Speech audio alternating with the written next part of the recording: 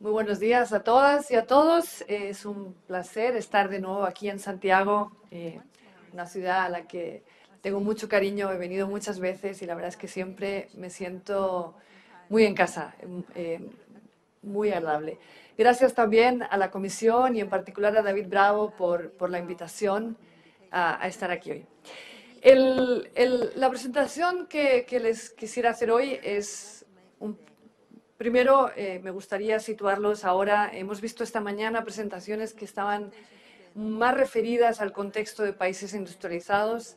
En esta presentación me gustaría un poco traerlos a la realidad que estamos viviendo en la región de América Latina y el Caribe. Chile está un poco a caballo de dos mundos y en ese sentido puede ser interesante ver las dos realidades. También un poco todas las lecciones que como banco interamericano hemos derivado de observar la experiencia en la región. El proyecto que tenemos hoy en día en el banco es tener toda una serie de medidas de desempeño de los sistemas de pensiones en la región, entendiendo, como nos decía esta mañana el profesor Diamond, de que realmente los sistemas de pensiones tratan de cumplir un montón de objetivos, desde la cobertura hasta la adecuación, sus características redistributivas, su característica de que es algo que en el fondo hay que pagar y entonces eso tiene que ser sostenible de alguna manera. Y de alguna manera cuando examinamos cómo los distintos países cumplen con todas esas dimensiones, pues vemos que de alguna manera en algunos casos lo hacen mejor, en otros lo hacen peor. Es difícil desde el punto de vista de los sistemas alcanzar todas las dimensiones que se comentaban hace un minuto. Es decir, hay muchos, en inglés se dirían trade-offs, muchos compromisos que hay que hacer. A veces una cobertura alta implica un gasto alto, entonces hay que pensar muy bien cómo se estira todo eso y cómo se va adecuando el sistema. Entonces, un poco lo que quisiera hacer es primero pasar revista un poco cómo los distintos países de la región cumplen o no cumplen alguna de esas metas y un poco reflexiones de por qué. Y en el camino, ¿qué aprendizaje hemos hecho? Quiero decir que de antemano, ya un poco este es el resumen de mi presentación, que la mayoría de países de la región sufren de grandes carencias en el tema de pensiones, tanto en el área ya sea de cobertura, ya sea de baja adecuación, es decir, el monto mismo de la pensión, ya sea porque las pensiones, en vez de redistribuir de la manera que pensaríamos que es la razonable, que es de las personas de más ingreso a los de menos ingresos, en muchos casos redistribuyen al revés, de una manera a veces no muy clara, pero sí muy, yo diría, regresiva. Y en muchos casos también problemas de gasto creciente en la medida que estamos empezando a enfrentar una etapa demográfica, como se ha indicado esta mañana también, que va a ir hacia un envejecimiento rápido y también unos problemas muy grandes de institucionalidad, porque contener, digamos, como he dicho, lograr todos esos objetivos de una manera sostenible es difícil y muchos países no tienen la institucionalidad que les prepara. Y no solo son las funciones de supervisión, administración, es en general desde lo que va hasta el rectoría, diseño, la capacidad de ir ajustándose a los cambios, la capacidad de administrar el sistema, en muchos casos las mismas estadísticas de la seguridad social, la capacidad de saber quién contribuyó y quién no contribuyó, no está ahí. Entonces, muchos retos en un momento difícil en el sentido de que si no se arreglan, esto puede ser muy serio a futuro cuando el porcentaje de adultos mayores vaya creciendo muy rápido. Quiero decir también que, y quiero enfatizar que esta presentación no es solo el producto de mis reflexiones, somos bastantes colegas en el banco que hemos estado un poco reflexionando sobre el futuro de las pensiones en América Latina y un poco la visión que tenemos como institución, aunque no la hemos hecho pública desde el punto de vista que no ha pasado por nuestro consejo de directores, es que realmente no hay un sistema mejor que otro. Es decir, no podemos decir como banco que nosotros estamos a favor de un sistema de contribución definida, o también a veces llamados sistemas que no es exactamente lo mismo, pero digamos, sistemas privados o sistemas públicos, sistemas de reparto, sistemas de capitalización. Porque lo que vemos en la región es que independientemente de si los países tienen sistemas de reparto o sistemas de capitalización, muchos tienen los mismos problemas. Es decir, que no es tanto el sistema per se, sino para la región, y esto es muy específico a los países, yo creo, de mediano y mediano ingreso particularmente, el hecho fundamental es la característica de que los sistemas de pensiones se apoyan en el mercado laboral. Y todos los problemas del mercado laboral se vuelcan en el sistema de pensiones. Y a su vez, también es verdad que cómo funciona el sistema de pensiones se vuelca al mercado laboral. Pero lo importante acá es que muchos problemas que de alguna manera a veces achacamos a los sistemas de capitalización, bueno, están en todos lados y eso es lo que voy a repasar, digamos. Muchos de los sistemas tienen su origen en los mercados laborales de la región y en el hecho de que los sistemas se apoyan en ellos. Por lo tanto, argumentaremos que una buena reforma es aquella que tiene en cuenta todos esos efectos y de alguna manera no los desmerece porque van a distorsionar muchas de las lecciones que se derivan de países de alto ingreso y eso es uno de los puntos más importantes. Muchas veces lo que viene de un país de alto ingreso el comportamiento ese no va a ser el comportamiento que se observe aquí en la región, por la misma manera, porque los mercados de trabajo funcionan distinto. Al final de todo esto me gustaría entonces dar algunas reflexiones de cómo estas lecciones pueden ilustrar reformas futuras en Chile. Quiero enfatizar que todo esto lo que está acá, como he dicho, es el resultado de del trabajo de bastante gente. 3 libros recientes que tenemos sobre el tema de pensiones que pueden encontrar en nuestra página web. Déjame entonces, me voy a referir, no voy a entrar en toda la gama de problemas que vemos que tiene la región, me voy a referir a 3 en particular. Voy a dejar los problemas de institucionalidad, voy a dejar los problemas de gasto un poquito aparcados, me voy a referir por ahora a estos 3 problemas. Baja cobertura, baja, digamos, adecuación de pensiones y regresividad. En cuanto a la cobertura, este es un gráfico que hemos visto antes ya, lo presentó el profesor Diamond. Realmente estamos ante sistemas de pensiones que independientemente de qué color, si quieren, si son de capitalización o son de beneficio definido, en su mayoría presentan una cobertura muy baja. Solo 4 de cada 10 adultos mayores de la región reciben una pensión contributiva, aunque cuando vemos el aporte de las pensiones llamadas sociales o no contributivas, ese número aumenta a 6. Es decir, y efectivamente, las pensiones sociales están siendo el motor de la expansión de la cobertura. De hecho, el único motor, porque los sistemas contributivos, debo decir, el motor más importante. Los sistemas contributivos han aumentado un poquito de cobertura, pero no sustantivamente. Verán ahí también un poco que Chile tenía una cobertura en ese sentido entre los países de mayor cobertura.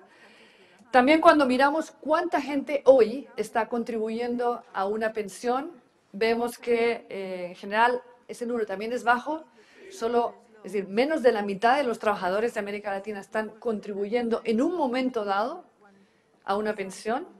Vemos que de nuevo Chile, conjuntamente con Uruguay y Costa Rica, está entre los países donde ese número es mayor. Y esto nos lleva a una reflexión importante. Estamos, como decía esta mañana, en una presentación muy interesante, estamos al final del bono demográfico. De hecho, uno podría argumentar que América Latina se ha consumido el bono demográfico y no ha ahorrado para el futuro, porque ahora viene la parte donde hay que pagar por el bono demográfico. Entonces, realmente, sí hemos tenido un periodo donde estamos en el fin de un periodo donde mucha gente está trabajando, es el momento donde hay más gente en el mercado laboral, después vamos a empezar la etapa reversa, pero esta gente no está ahorrando para sus veces, la mitad de la gente no lo está. Entonces, el costo a futuro de esto puede ser enorme y por eso una de las cosas nosotros que alertamos es es importante, independientemente de si se hace a través del mercado laboral o no, empezar a ahorrar más para la vejez. Porque las pensiones sociales no son la expectativa, no van a dar la expectativa que la gente tiene de una pensión. Efectivamente, pueden prevenir a la gente ante la pobreza, pero la suavización del consumo viene por este segundo pilar que de alguna manera es capaz de ofrecer una tasa de reemplazo razonable.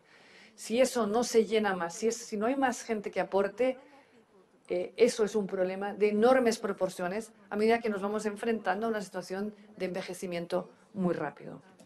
De hecho, cuando proyectamos a futuro cuánta gente va a tener una pensión adecuada, y ese número no es, digamos, no estamos haciendo no es que estamos haciendo una pensión muy alta, es adecuada, vemos que la cifra de adultos mayores que no van a tener, el porcentaje de adultos mayores que no van a tener una pensión va a ser muy, muy grande. En Chile se estima que, dependiendo de los cálculos, entre 23 y 45% de los adultos mayores. Pero como pueden ver, Chile está entre los países donde está mejor parado y a partir de ahí nos vamos a unas cifras realmente, yo diría, si me permiten la expresión, aterradoras.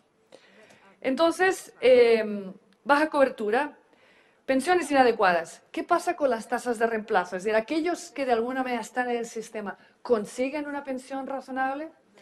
Y para esto, este año nos asociamos con el Banco Mundial y la OCDE para extender un documento que ellos publican cada año, la OCDE, que se llama Pensions at a Glance, panorama de las pensiones, y lo que es incorporamos a América Latina a ese grupo, de la manera que podemos comparar los sistemas de pensiones en una serie de, digamos, de parámetros, por ejemplo, la tasa de reemplazo.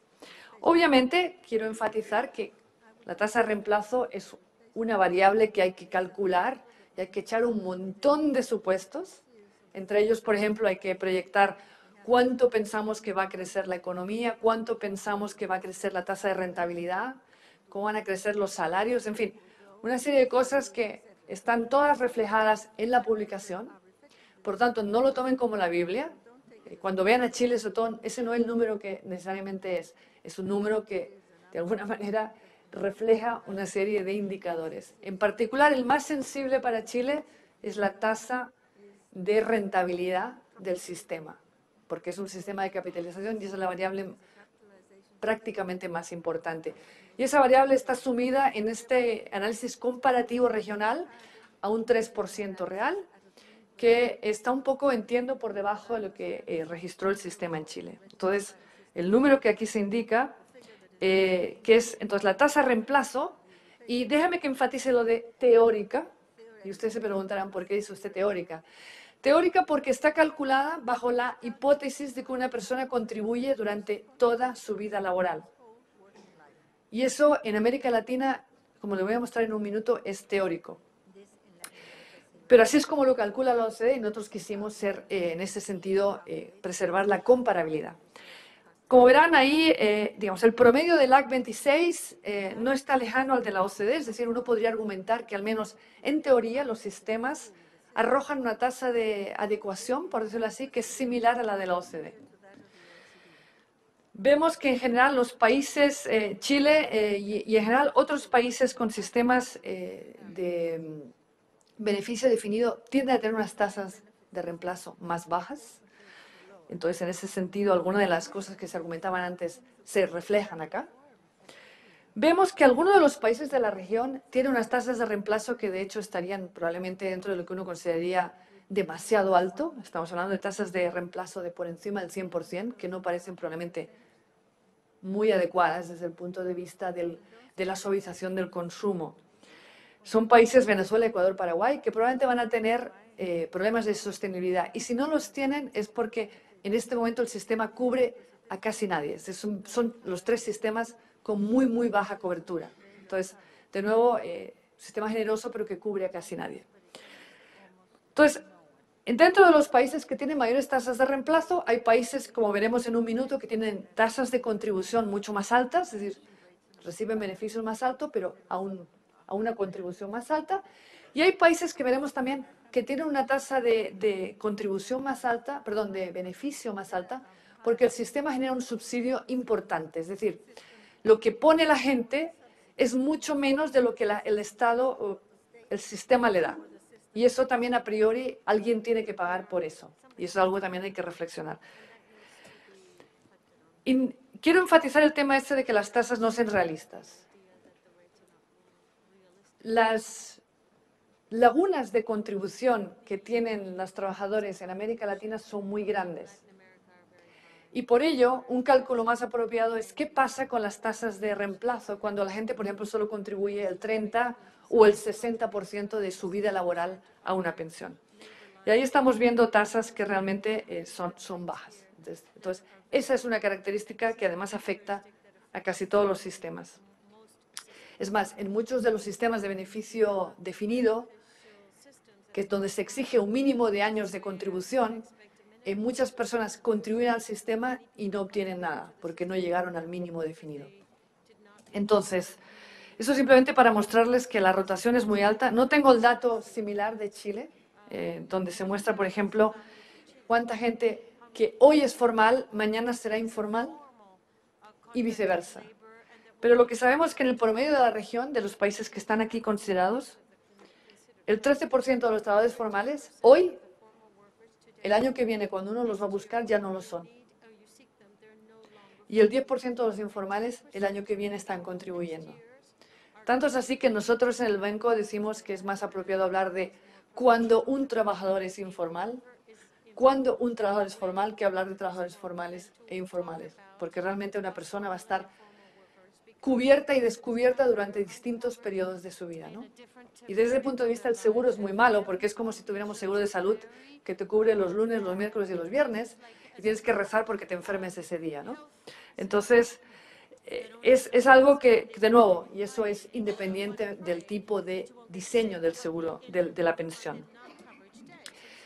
Sí tengo datos de Chile aquí, que son los datos administrativos, y cuando miramos el porcentaje de personas que a los 50 años han cotizado menos de 20, es decir, que ya está muy cerca del retiro, vemos que esto además es decir, las personas de bajos ingresos tienden a contribuir poco.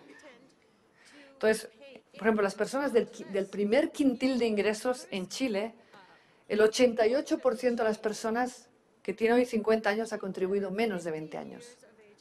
Entonces estamos hablando de personas que ya tienen muy poco tiempo para llegar a la jubilación. No van a llegar con un 100% de densidad. Eso deberían estar más alrededor de los 40 años contribuidos. 30 años, perdón, contribuidos. Entonces, y eso obviamente baja con el decil de ingreso. Entonces, lo que esto quiere decir es que cuando miramos las pensiones, esta característica las hace en principio, déjame decirlo así, inequitativas, porque las personas de bajos ingresos van a contribuir poco al sistema y van a tener pensiones muy bajas. Y cuando miramos, por ejemplo, este es el total del gasto en pensiones, ¿a qué quintil de ingresos se va?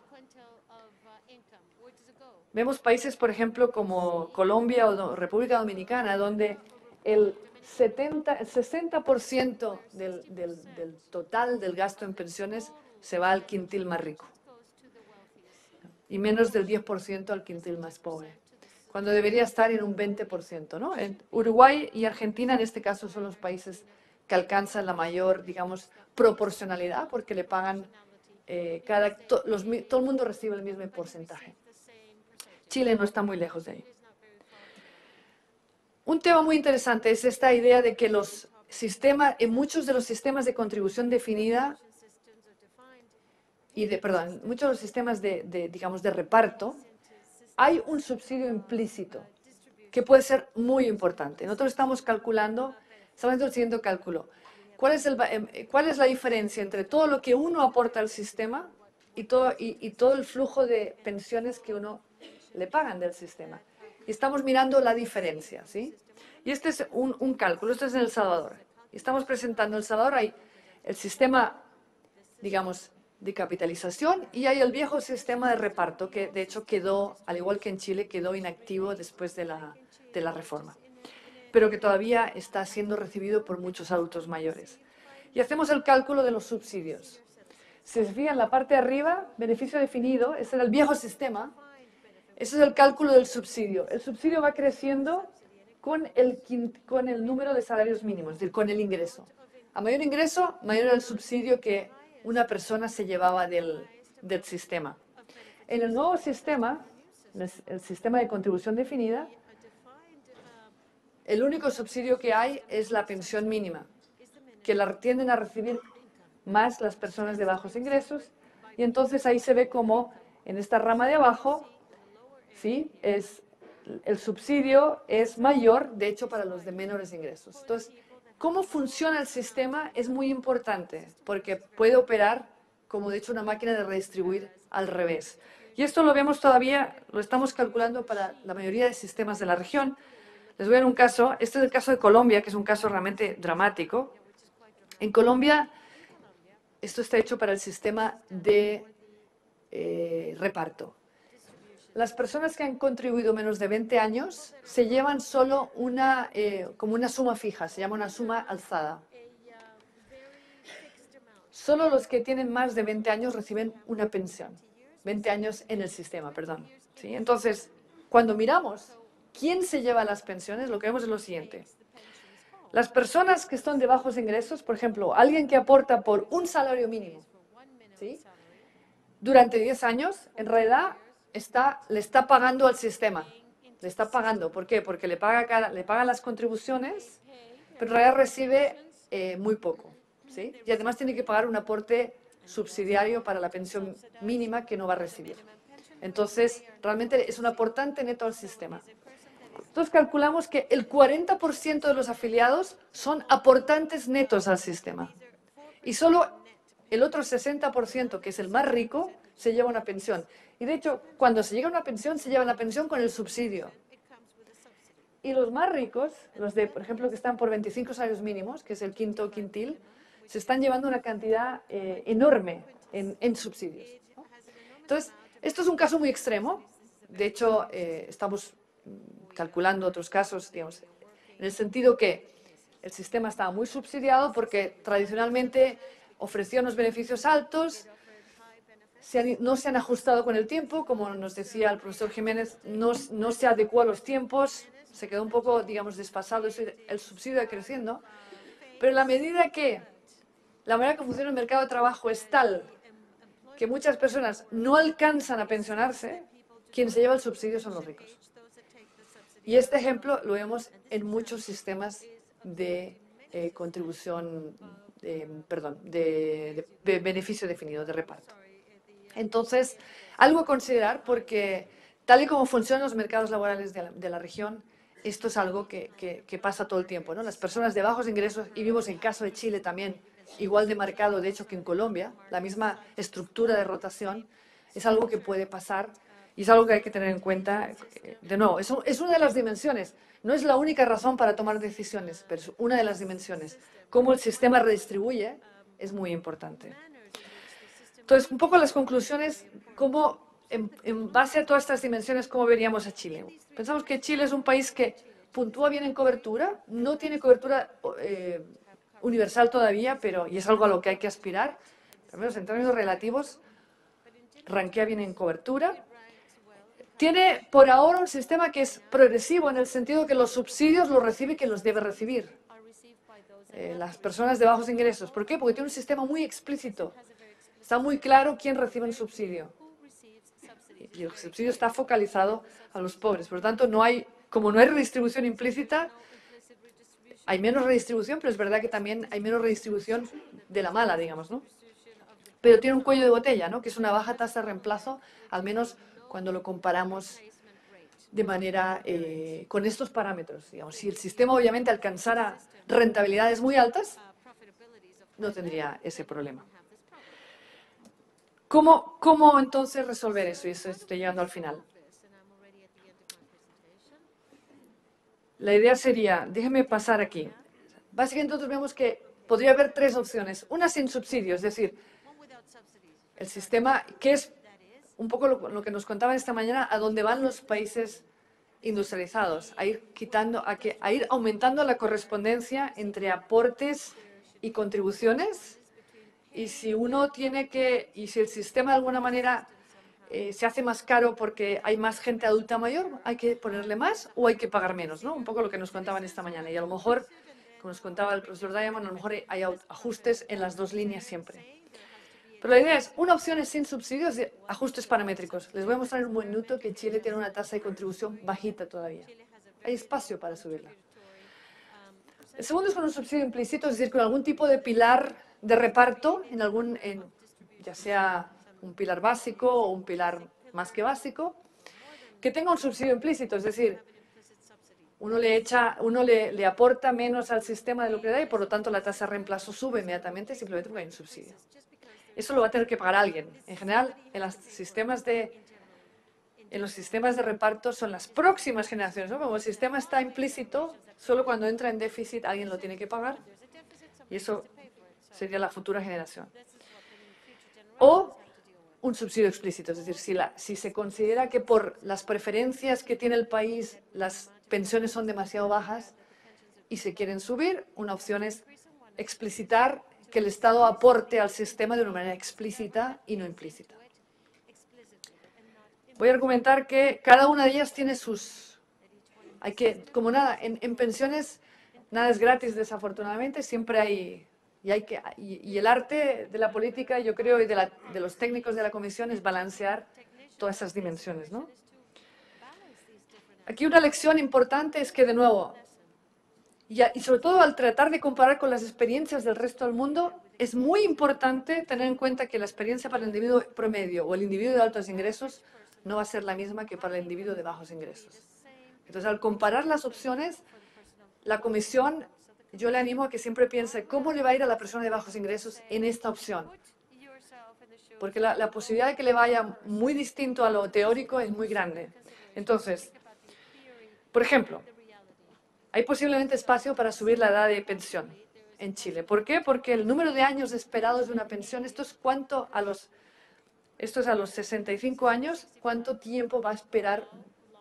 ¿Cuánto tiempo se proyecta que viva esa persona? En Chile hoy, perdón, esto no es así. Estos es los años esperados de vida según la edad de jubilación de cada país. Entonces, en este momento en Chile, las mujeres tienen el mayor número de años esperados de recibir una pensión. Eso quiere decir que a lo mejor hay espacio para subir un poco la edad de jubilación. Y a lo mejor equipararla, como hemos visto, como en la mayoría de los países del mundo, a la de los hombres. Hay también un poco de espacio para subir la contribución, porque la contribución hoy en día no es muy alta. Es decir, países como Uruguay, Argentina y Brasil, que tienen tasas de reemplazo mucho más altas, que estaban en la parte, por decirlo así, derecha del gráfico que les he mostrado antes, tienen unas tasas de contribución mucho más altas que Chile. En este momento rozando el 20%. De nuevo, es algo que ustedes van a tener que sopesar. ¿Quieren contribuir el 20% de su ingreso a una pensión? Obviamente, cuanto más uno incluye, más uno saca, ¿no? Pero parecería que está en la parte baja. Ahora bien, y ahora sí, el final. Al examinar estas opciones, yo les diría, incrementar la edad de jubilación, sí, muy bien, pero cuidado con las personas de bajos ingresos, que son, en general, los que tienen tasas de mortalidad más altas. ¿Cómo les afecta a ellos? Hay que ver esto con mucho cuidado, ¿no? Incrementar las tasas de contribución. De nuevo, hay espacio, probablemente en el promedio, pero dada el nivel de informalidad que todavía existe en la economía chilena, menor que en otros países, pero no, digamos, todavía importante, un aumento en las tasas de contribución es un aumento potencialmente en los costos laborales, puede llevar a un aumento en la informalidad. Entonces también vigilar eso. Y en cuanto a los subsidios, si es que se va por alguna opción que de alguna manera el Estado aporta algo al sistema, de nuevo, cuidado con los subsidios implícitos en los sistemas de reparto, porque generalmente no se los llevan las personas de bajos ingresos, sino operan como una distribución reversa. Y ahí a lo mejor un subsidio explícito. Y ustedes tienen uno muy claro, y de hecho como nosotros como banco lo hemos alabado mucho, lo hemos enfatizado mucho, que es la pensión mínima. La pensión mínima es un caso claro de subsidio explícito. A lo mejor ustedes quieren de alguna manera hacer ese subsidio más generoso. Entonces, esos son un poco los los temas. Un poco la reflexión final, que es con la que empecé. En economías como las de la región, es muy importante incorporar el funcionamiento del mercado de trabajo, porque los resultados reales no son los teóricos que vemos en otros lugares. Y segundo, también les diría una reflexión final. Cuidado con los subsidios. Es decir, de nuevo, subsidios responden, y como nosotros como banco no tenemos nada que decir, responden a una preferencia por hasta dónde quieren llevar ustedes la protección de sus adultos mayores como sociedad. Pero sí una alerta, dado que la población va a envejecer muy rápido, cualquier gasto en pensiones que hagan hoy, hagan como los canadienses, proyéctenlo a 75 años, porque va a subir muy rápido. Entonces, lo que es factible hoy puede dejar de serlo en 10, 15, 20 años. Y entonces, ahí sí que una visión de largo plazo, llamar a los amigos actuarios a que miren eso sería muy importante. Muchísimas gracias.